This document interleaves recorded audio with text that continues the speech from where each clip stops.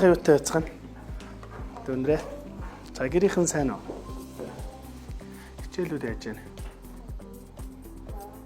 Тийм аа. Та нарын хувьд бол яг өөрийнхөө хороонд амьдарч байгаа шүү дээ, тийм ээ. Дараа та нараа өөрсдөө хөгжүүлэх юм юу хиймээр байна. Тэрийг нээлттэй сайн ярилцмаар. 24-ийн байнга уулздаг баймаар та нар. Бидрээс үл хамаарч. Хоорондоо найзлаад одоо спорт ор хичээллэх юм уу, уулан талах юм уу, номын сан хамт суух юм уу гэх мэтчлээ ингээд та нар ингээд илүү сайн найз зөвхөд болчих юм бол дүүргийн яг хорооны нэг хүүхдийн төлөөлөл байхгүй. Дахин юу гэж бодоод та нарыг хорооны дарга нар чинь сонгосон бэ гэж бодохоор нэгдүгürt нийгмийн идэвхтэй дараагийн удаа бол энэ хороондоо дүүрхтэй, нийслэлтэй энэ улстай тодорхой одоо хувь нэмэр оруулж улс оронд хэрэгтэй хүмүүс болгохын төлөө та нарыг тодорхой хэмжээнд дэмжиж хөтөлбөрт хамрагдуулж байгаа л гэж ахын бол хувьдаа ойлгож байгаа. Тэг хэрвээ одоо ярихад одоо надтай амтэр уулзаад ярихад төвхтэй байдаг бол та нарын бичгээр те хата энэ саналуудаа хэлдэг баймаар байна.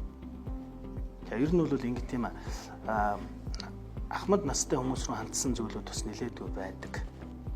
Яг энэ дунд үе залуучууд учраас хаягдаад байдаг учраас мөн өнөр одоо үеийнхаа залуучуудын түүч явуулж тэдний дуу хоолой болох чухал байна. Та нарт бол боломж байна шүү дээ. Одоо ядчил бид нар ингээд тогтмол та нартай уулзаж, санаа бодлыг чинь сонсож, тодорхой сургалтын тэтгэлэг хөтөлбөрөөр тусдсан болж, тэ баг ч гэсэн тусдсан болж ингээд та нарт нэмэр болж байгаагийн зорилго нь танай үеийн хүүхдүүд, үеийн залуучууд дүүргийн хорооныхон юу хүсч, мөрөөдөж, юу хэрэгтэй байгааг л төрд одоо ажиллаж байгаа бид нарт хэлэх юм бол бид нар тэр зүйлийг биелүүлэхийн төлөө цаашаа ажиллах чухал байна л гэж бодож байгаа. За сайн нөө намайг Игчин гэдэг. Би Чингэлээ дүүргийн 16 дугаар хороонд амьдардаг. Одоо ерөнхийлөгчийн хичээлгэлтэд Японы ангид суралцж байгаа шүү дээ. Өнөөдрийн видеогийн лекцийн дүү хөтөлбөрийн уулзалт маань болохоор Чингэлээ дүүргээ хэрхэн хөгжүүлэх вэ? Өөрсдийнхөө хороо дүүрэгт ямар хувь нэмэр үзүүлэх вэ гэдэг талаас явагдсан. Тэгэд энэ тал дээр бол миний талаас бидэд яг хамгийн түрүүний тулгамж байгаа асуудал бол зогсоол байгаа болов уу гэдэг үгнээс зогсоолын санаа гаргасан байгаа. Яагаад зогсоол хэрэгтэй гэж бодсон бэ гэх юм бол яг бид эдийн хамгийн их төгжирдэг хэсэг болохоор ингээд дэмжимэн хэсэг байдаг. Тэгээд уг нь хэдийгээр тэнцээ зогсоол байдаг ч гэсэн хүрэлцдэггүй гэж харсан. Тэгээд тодорхой хэмжээнд бусад газруудын зогсоолууд нь одоо хурдан дүүрдэг болохоор гэх юм уу одоо хэмжээнд багтаа болохоор гэх юм уу ямар нэгэн байдлаар дандаа машинууд нь зам дээрээ тавигдах тохиолдлууд амирх гардаг гэж бодсон. Тэгэд илүү өөр санаа маань хэм бол Photowise гэдэг хөтөлбөр байдаг байхгүй юу? Good Neighbors гэдэг төрийн бас байгууллагаас орж ирж исэн. Өмнө нь хүүхдийн клубт явж байхдаа хийж үзчихсэн. Тэр их зөв санаа юм шиг санагцсан. Photowise нь юу гэх юм бол АД-ээс өөрсдөөс нь яг ямар асуудал тулгараад байгаа гэдэг зургийг авахуулаад тэр нь за ямар зорилгоор яг яаж амтлал зүгээр вэ гэдэг асуулгыг нь төсөл дундаас шалгаруулж авдаг нэг тийм арга байсан. Тэргээ өмнө Good Neighbors хүүхдийн Atlantis клубт хэрэгжүүлж үзээд 16 дугаар хорооныхаа цэцэг дарахт өгч үзсэн болохоор энийг нэг мөр дүүрэг даяар нэг явуулж үзүүл ямар үт юм бол гэж бодсон. Сайн байцгаана уу? Лекцийн дүү хөтөлбөрийн оролцогч Батэрдингийн Анууж юм байна. За өнөөдөр болонгууд манай хөтөлбөрийн маань дөрөвдөх үйл ажиллагаа маань уулзалт маань зохион байгуулагдаж ихэд бол өнөрлөг тишээгээ хандж байна.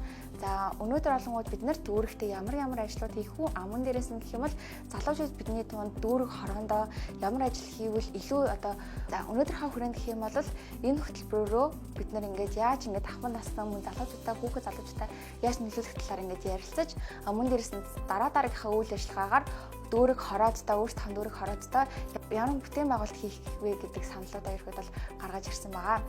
Ирээдүйд одоо бид нар болонгууд 1 жилийн хугацаатаагаар энэ хөтөлбөрт оролцсны дараагийнхаа дүүнертэй аман дээрээс нь гэх юм бол ирээдүйд мундаг боловсон хүчин болоод доод үеийнхаа дүүнертэй хүүхэд залуучуудаа нөлөөлөх аман дээрээс нь тэднийхээ дуу хоолойг сонсож хүсэл мөрөөдлийн дэмжих зорилготой ихэд бол энэхүү төсөлт бол нэгдсэн байгаа. За нийт Чингэлээ дүүргийн 24 хүүхдүүд байгаа. За бид нар болонгууд ойр одоо амьдарч байгаа орчныхаа ихэд бол асуудлууд нь төмөр төлөөлөгчтэйгээ хэлэлцээд дараагийнхаа ямар гарц гаргалгаа гарах уу гэдэг зүйлүүд нь ихэд бол шийдэл ихэд бол хайж илэрхийлгээ гэсэн үг.